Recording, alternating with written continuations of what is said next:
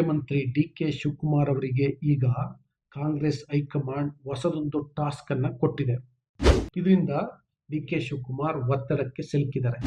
ಅದನ್ನ ಡಿ.ಕೆ. ಶಿವಕುಮಾರ್ ಹೇಗೆ ಮ್ಯಾನೇಜ್ ಮಾಡ್ತಾರೆ ಅನ್ನುವಂಥದ್ದು ಗೊತ್ತಿಲ್ಲ. ಕಾಂಗ್ರೆಸ್ ಪಾಳೆಯದಲ್ಲಿ ಟ್ರಬಲ್ ಶೂಟರ್ ಅಂತಾನೆ ಫೇಮಸ್ ಆಗಿರುವಂತಹ ಮುಖ್ಯಮಂತ್ರಿ ಡಿ.ಕೆ. ಶಿವಕುಮಾರ್ ಅವರಿಗೆ ಈಗ ಕಾಂಗ್ರೆಸ್ ಹೈಕಮಾಂಡ್ ಹೊಸದೊಂದು ಟಾಸ್ಕ್ ಅನ್ನ ಕೊಟ್ಟಿದೆ. ಇದೇ 18ನೇ ತಾರೀಕು ರಾಜ್ಯ ವಿಧಾನಸಭೆಯಿಂದ ವಿಧಾನ ಪರಿಷತ್ಗೆ ನಡೆಯುವಂತಹ ಚುನಾವಣೆಯಲ್ಲಿ ಕಾಂಗ್ರೆಸ್ ಪಕ್ಷದ 5 ಅಭ್ಯರ್ಥಿಗಳನ್ನ ಗೆಲ್ಲಿಸಿಕೊಳ್ಬೇಕು ಎನ್ನುವಂತಹ ಸೂಚನೆಯನ್ನ ನೀಡಿದೆ. ಇದರಿಂದ ಡಿ.ಕೆ. ಶಿವಕುಮಾರ್ ಒತ್ತಡಕ್ಕೆ ಸಿಲುಕಿದ್ದಾರೆ. ಯಾಕೆ ಅಂದ್ರೆ 5 ಅಭ್ಯರ್ಥಿಗಳನ್ನ ಗೆಲ್ಲಿಸ್ಕೊಳ್ಳೋದು ಅಷ್ಟು ಸುಲಭ ಅಲ್ಲ. ಲೆಕ್ಕಾಚಾರ ಹೇಗಿದೆ ಅಂತಂದ್ರೆ ಕಾಂಗ್ರೆಸ್ ಬಳಿ 140 ಜನ ಶಾಸಕರಿದ್ದಾರೆ. ಅಂದ್ರೆ 140 ವೋಟ್ಗಳು ಇವೆ. ಒಬ್ಬರನ್ನ ವಿಧಾನಸಭೆಯಿಂದ ವಿಧಾನ ಪರಿಷತ್ಗೆ ಕಳಿಸ್ಬೇಕು ಅಂತಂದ್ರೆ 28 ಮತಗಳು ಬೇಕು. ಈ 28 ಮತಗಳನ್ನ 5 ಅಭ್ಯರ್ಥಿಗಳಿಗೆ ಹಂಚಿಕೆ ಮಾಡಿಬಿಟ್ರೆ ಆಗ 140 ವೋಟ್ ಕಾಂಗ್ರೆಸ್ ಬೀಳುತ್ತೆ.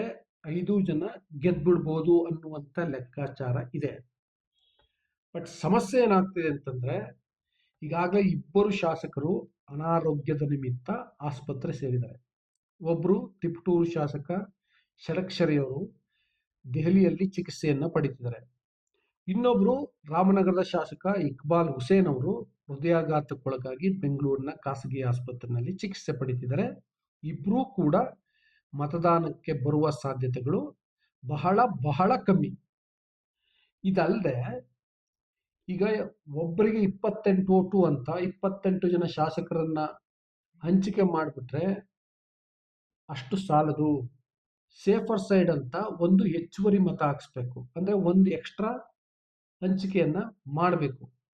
ಆಗ 5ನೇ ಅಭ್ಯರ್ಥಿಗೆ 6 ಮತಗಳ ಕೊರತೆ ಉಂಟಾಗತ್ತೆ. ಬಟ್ ಪ್ರಾಬ್ಲಮ್ ಏನಪ್ಪಾ ಡಿ.ಕೆ. ಶಿವಕುಮಾರ್ಗೆ ಅಂತಂದ್ರೆ 5ನೇ ಅಭ್ಯರ್ಥಿ ವಿನಯ್ ಕಾರ್ತಿಕ್ ಇದಾರಲ್ಲ, ಅದು ಡಿ.ಕೆ. ಶಿವಕುಮಾರ್ ಅವ್ರದೇ ಅಭ್ಯರ್ಥಿ. ಅವರೇ ಟಿಕೆಟ್ ಕೊಡಿಸಿರುವಂತಹ ನಾಯಕ. ಅದರಿಂದಾಗಿ ಅವ್ರನ್ನ ಗೆಲ್ಲಿಸ್ಕೊಳ್ಳೇಬೇಕಿದೆ.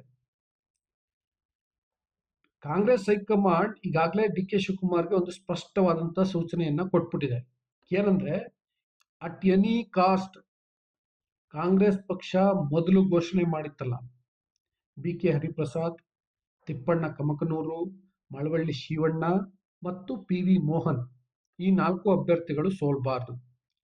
ಅವರಿಗೆ ಹಂಚಿಕೆ ಮಾಡಿರ್ತಾರಲ್ಲ ಮತಗಳು, ಅಂದ್ರೆ ಶಾಸಕರು, ಅವರು ಯಾವ ಕಾರಣಕ್ಕೂ ಕ್ರಾಸ್ ವೋಟಿಂಗ್ ಮಾಡಬಾರ್ದು. ಹಾಗೆ ನೋಡ್ಕೊಳ್ಬೇಕು ಅಂತ ಡಿ.ಕೆ. ಶಿವಕುಮಾರ್ಗೆ ಕಾಂಗ್ರೆಸ್ ಹೈಕಮಾಂಡ್ ಸೂಚನೆಯನ್ನ ಕೊಟ್ಟಿದೆ.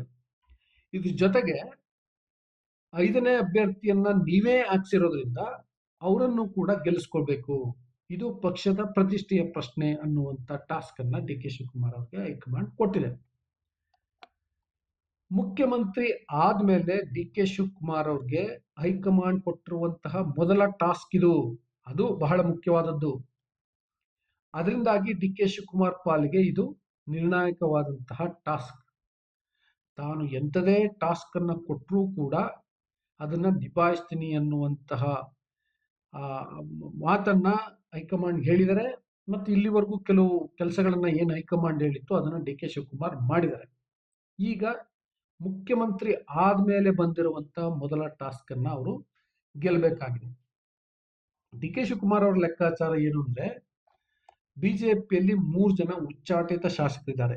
ಒಂದು ಬಸನಗೌಡ ಪಾಟೀಲ್ ಯತ್ನಾಳ್, 2ನೇದು ಎಸ್.ಟಿ. ಸೋಮಶೇಖರ್, 3ನೇದು ಶಿವರಾಮ್ ಹೆಬ್ಬಾರ್. ಈ 3ರನ್ನ ಕಾಂಗ್ರೆಸ್ಗೆ ವೋಟ್ ಹಾಕ್ಸ್ಬೇಕು, ಕಾಂಗ್ರೆಸ್ ಅಭ್ಯರ್ಥಿಗೆ ವೋಟ್ ಹಾಕ್ಸ್ಬೇಕು ಅನ್ನುವಂಥದ್ದು. ಇದಲ್ಲದೆ JDS ನಲ್ಲಿ H.ಡಿ. ದೇವೇಗೌಡ ಮತ್ತು ಕುಮಾರಸ್ವಾಮಿ ಜೊತೆ ಮುನಿಸ್ಕೊಂಡಿರುವಂತಹ G.T. ದೇವೇಗೌಡ ಇರಲ್ಲ, ಅವರನ್ನು ಕೂಡ ಕಾಂಗ್ರೆಸ್ ಕಡೆ ಸೆಳಿಬೇಕು, ಅವರ ವೋಟನ್ನು ಕೂಡ ಪಡ್ಕೊಳ್ಬೇಕು ಅಂತ. ಇವ್ರು 4 ಜನ ತೆಗೆದುಕೊಂಡ್ರು ಕೂಡ ಇನ್ನೂ 2 ವೋಟ್ ಬೇಕಾಗುತ್ತೆ.